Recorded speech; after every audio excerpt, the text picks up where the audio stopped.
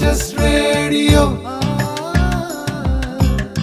Shivagiri HS Radio.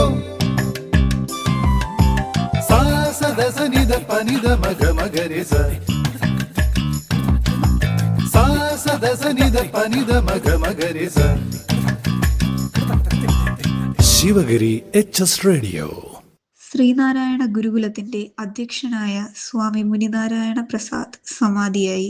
സ്വാമിജിക്ക് Sivagiri HS റേഡിയോയുടെ പ്രണാമം. പോയ വാരത്തിലെ പ്രധാന വിശേഷങ്ങൾ അവതരിപ്പിക്കുന്നത് അനോന സിദ്ധു, നേഹ സനിൽകുമാർ, അനാമിക, നേഹ ഫാത്തിമ. പോയ വാരത്തിലെ പ്രധാന വിശേഷങ്ങൾ. പണ്ഡിതനും വർക്കല ശ്രീനാരായണ ഗുരുകുലത്തിന്റെ അധ്യക്ഷനുമായ സ്വാമി മുനിനാരായണ പ്രസാദ് അന്തരിച്ചു. ഉത്തേജകത്തിൽ ഇന്ത്യ അത്യാസന്ന നിലയിൽ. മേയിൽ അമീബിക് മസ്തിഷ്ക ജ്വരം വർദ്ധിക്കാൻ സാധ്യത. തിരുവനന്തപുരത്ത് 2 പേർക്ക് കൂടി പാമ്പുകടിയേറ്റു.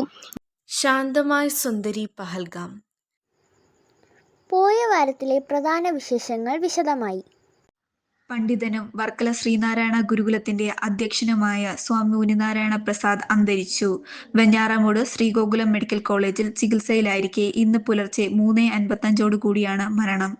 ഭൗതികദേഹം ആശുപത്രിയിൽ നിന്നും അദ്ദേഹത്തിന്റെ ആശ്രമമായ ശ്രീനാരായണ ഗുരുകുലത്തിൽ പൊതുദർശനത്തിന് വെക്കും.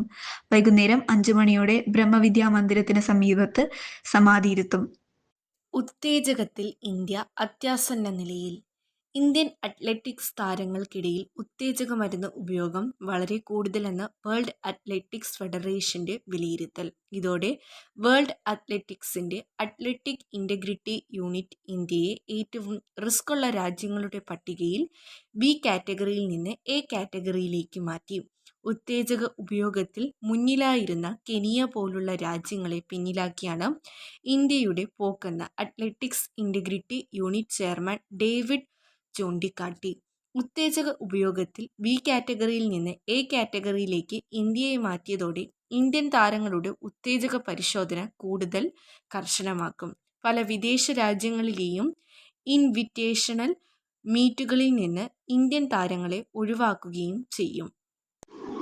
മേയിൽ അമീബിക് മസ്തിഷ്ക ജ്വരം വർദ്ധിക്കാൻ സാധ്യത. ജാഗ്രതാ നിർദ്ദേശം നൽകി ആരോഗ്യ വകുപ്പ്. വേനൽക്കാലത്ത് അമീബിക് മസ്തിഷ്ക ജ്വരം വർദ്ധിക്കാൻ സാധ്യത. ശുദ്ധജലമല്ലാത്ത വെള്ളത്തിൽ കുളിക്കുകയോ മുഖം കഴുകുകയോ ചെയ്തെന്ന് ആരോഗ്യ വകുപ്പിന്റെ ജാഗ്രതാ നിർദ്ദേശം.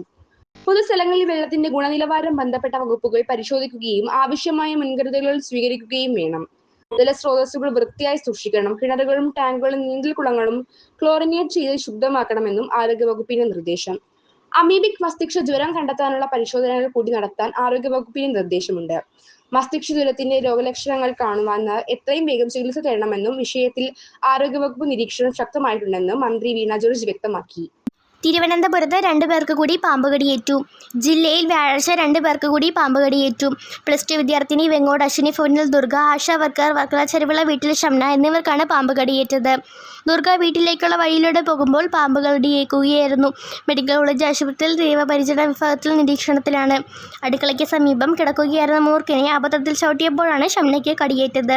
മെഡിക്കൽ കോളേജ് ആശുപത്രിയിൽ പ്രവേശിപ്പിച്ച ഷംനയ്ക്ക് ഗുരുതര പ്രശ്നങ്ങളൊന്നുമില്ലെന്ന് ബന്ധുക്കൾ അറിയിച്ചു. ശാന്തമായ സുന്ദരി പഹൽഗാം.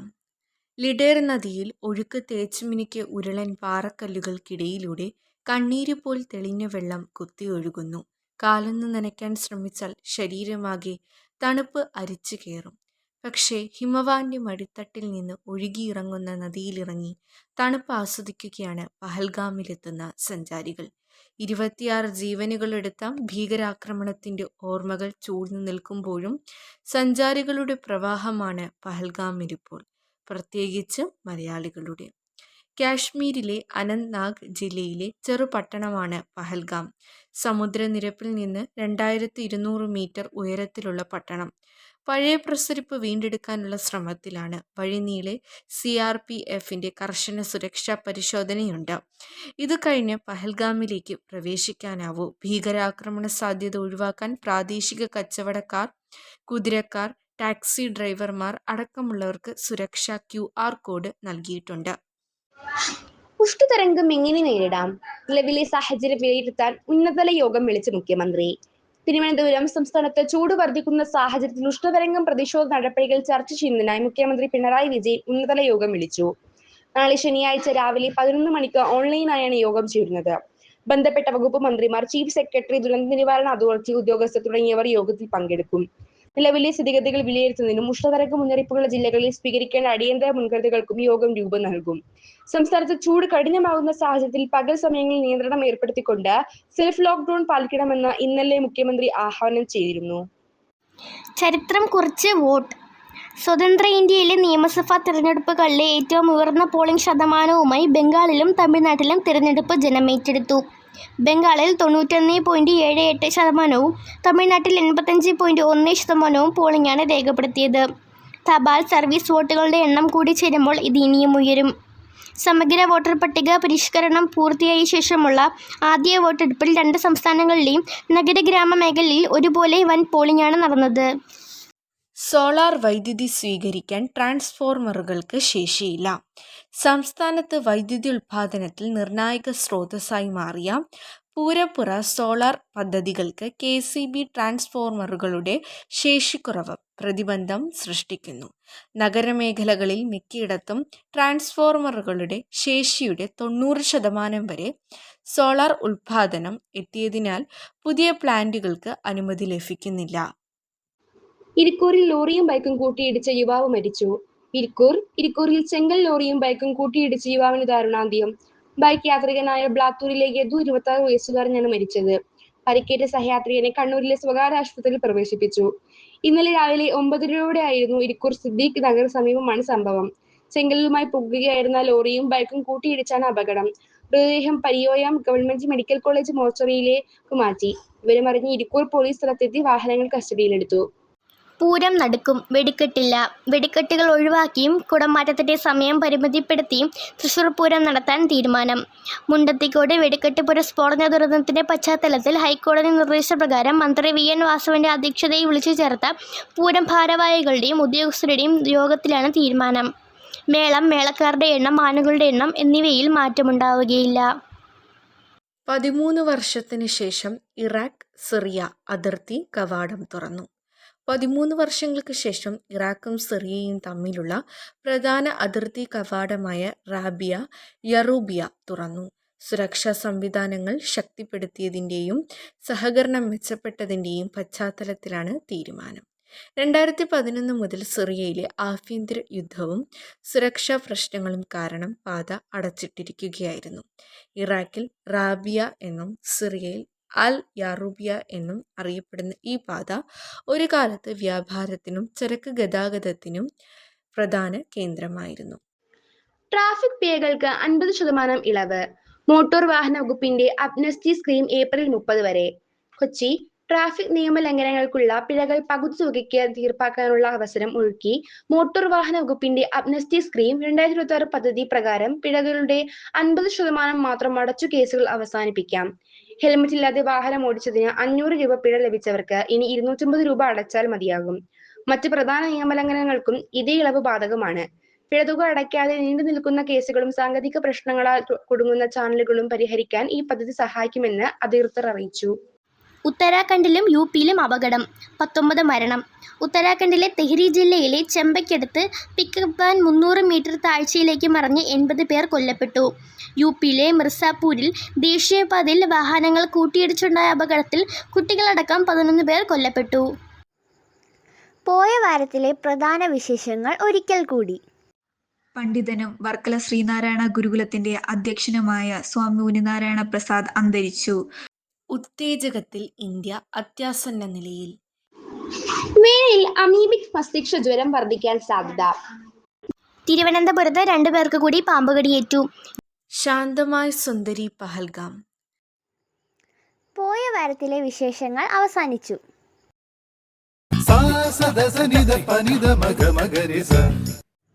ശിവഗിരി HS റേഡിയോ കേൾക്കൂ, സമ്മാനങ്ങൾ നേടൂ. ഉത്തരങ്ങൾ അയക്കേണ്ട വാട്സപ്പ് നമ്പർ 94 97 26 72 72. പോയ വാരത്തിലെ വിജയി. ശരി ഉത്തരമില്ല.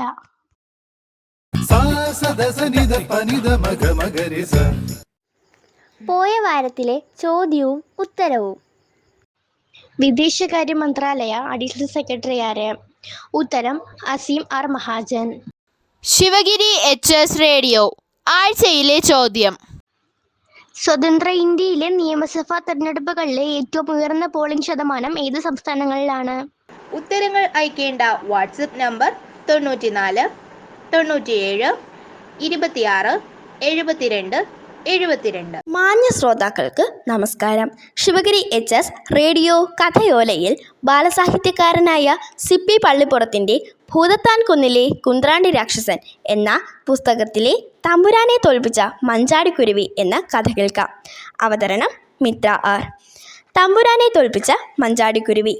ഒരിക്കൽ ഒരു മഞ്ചാടിക്കുരുവി കരിയിലകൾ ചിക്കിച്ചികയായിരുന്നു. അപ്പോൾ അതിനിടയിൽ നിന്ന് ഒരു പവിഴമോതിരം കളഞ്ഞു കിട്ടി. മഞ്ചാടിക്കുരുവി ആ പവിഴമോതിരവും കൊത്തിക്കൊണ്ട് സന്തോഷത്തോടെ മരച്ചില്ലയിൽ ചെന്നിരുന്ന് ഇങ്ങനെ പാടാൻ തുടങ്ങി: തമ്പുരാനേക്കാൾ എനിക്കാണ് സമ്പത്ത്, തമ്പുരാനേക്കാൾ എനിക്കാണ് സമ്പത്ത്. ഈ സമയത്ത് നാടുവാഴുന്ന പൊന്നു തമ്പുരാനും കുറേ സേനാനികളും അതുവഴിയെ വന്നു. അപ്പോൾ കുരുവി വീണ്ടും ഉറക്കെ പാടി: തമ്പുരാനേക്കാൾ എനിക്കാണ് സമ്പത്ത്, തമ്പുരാനേക്കാൾ എനിക്കാണ് സമ്പത്ത്. ഇത് കേട്ട് രാജാവും പരിവാരങ്ങളും തിരിഞ്ഞു നോക്കി. അപ്പോൾ മഞ്ചാടിക്കുരുവിയുടെ കാലിൽ വിലപിടിച്ച ഒരു പവിഴ മോതിരം ഇരിക്കുന്നത് അവർ കണ്ടു. മോതിരം കിട്ടിയാൽ രാജ്ഞിക്ക് സമ്മാനിക്കാമെന്ന് കരുതി അവർ മഞ്ചാടിക്കുരുവിയെ തടഞ്ഞു നിർത്തി. എന്നിട്ട് അതിൻ്റെ കാലിലിരുന്ന പവിഴ മോതിരം തട്ടിയെടുത്തു. രാജാവും കൂട്ടരും മോതിരവുമായി കൊട്ടാരത്തിലേക്ക് തിരിഞ്ഞു. പാവം മഞ്ചാടിക്കുരുവി. അവൾ കരഞ്ഞുകൊണ്ട് കൊട്ടാരത്തിലേക്ക് പറന്നു ചെന്നു. പിന്നെ കൊട്ടാരത്തിൻ്റെ മട്ടുപ്പാവിലിരുന്ന് പാടാൻ തുടങ്ങി: തമ്പുരാൻ എന്നുടെ മോതിരം കട്ടെ, തമ്പുരാൻ എന്നുടെ മോതിരം കട്ടെ. മഞ്ചാടിക്കുരുവിയുടെ ഇങ്ങനെ പാടുന്നത് കേട്ട് രാജാവിന് നാണം തോന്നി. താൻ കുരുവിയുടെ മോതിരം കട്ടെടുത്ത വിവരം പ്രജകൾ അറിഞ്ഞാലോ? രാജാവ് പേടിച്ച് കുരുവിയുടെ പവിഴ മോതിരം തിരിച്ചു കൊടുത്തു. അത് കിട്ടിയപ്പോൾ കുരുവി സന്തോഷത്തോടെ പാടി: തമ്പുരാൻ പേടിച്ച് മോതിരം തന്നേ, തമ്പുരാൻ പേടിച്ച് മോതിരം തന്നേ. ഇത് കേട്ട് രാജാവ് വല്ലാതെ കോപിച്ചു.